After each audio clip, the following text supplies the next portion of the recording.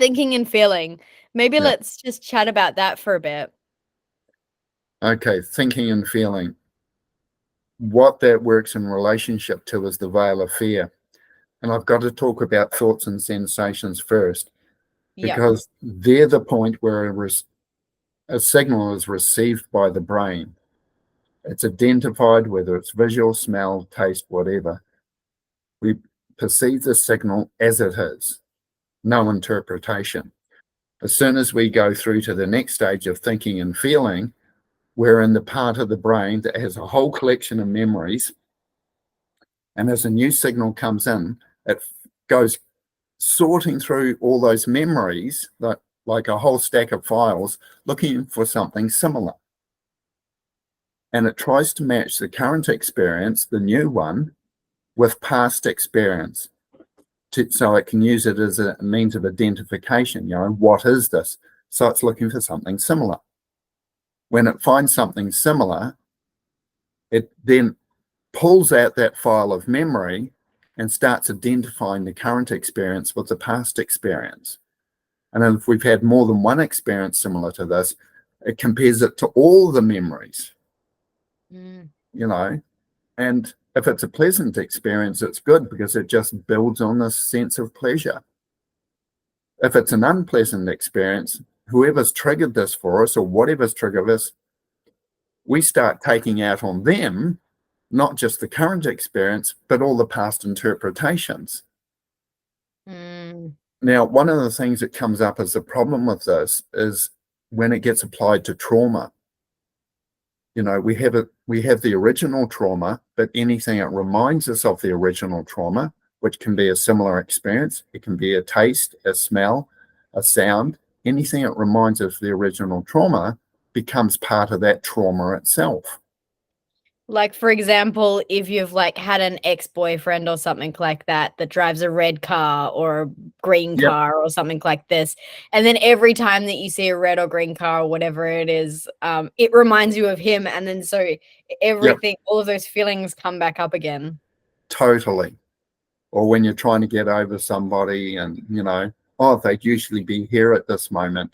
Yeah. And suddenly you're aware that their presence might have been important to you at that moment.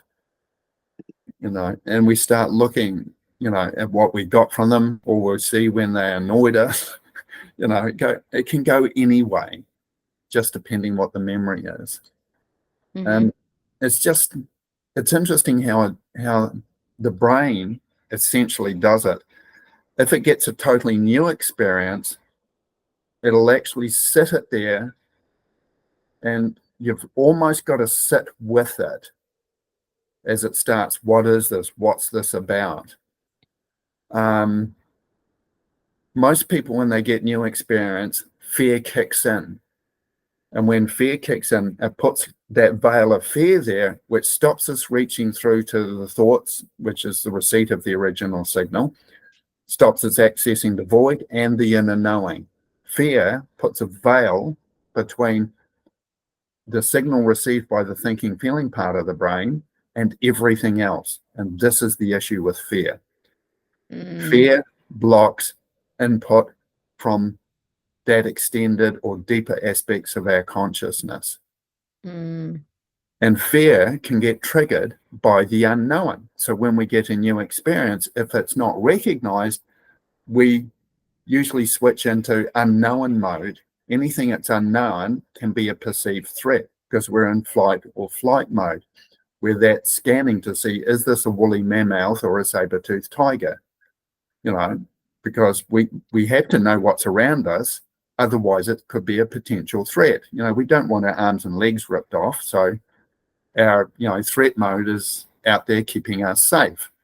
I kind of feel like as well, the thoughts and sensations of where the signal comes in is almost like that's the warrior mode that you want to be working from, is like, I'm able to gather this information that's coming in and then like kind of not analyze it, but recognize what it is. Yes. Maybe that might even be something that we don't know, but before we respond or before we react, we're able to just sit in that space and like fully identify.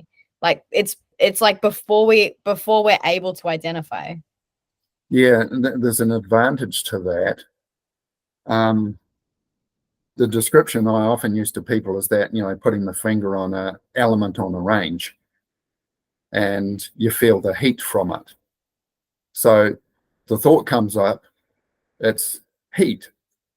It's just a recognition. The sensation, believe it or not, is not one of burning, but just rapid vibration, because the finger touching the heat just feels it as vibration, but very rapid. The hotter the heat, the more rapid the vibration, and you can actually feel when the cells start to separate, which then become a blister. At this point, there is actually no pain sensation. It's not till it gets up to the thinking, feeling part of the brain that the brain actually interprets it as pain. Pain is not experienced by the body, it's an interpretation within the brain itself. When I'm in that receipt of signal, I don't experience it as pain. That's the thoughts, the sensations. Receipt of signal, no interpretation, no story added. And there's no reaction there. It's just presence within brain activity, which is quite, I just find it interesting to work with.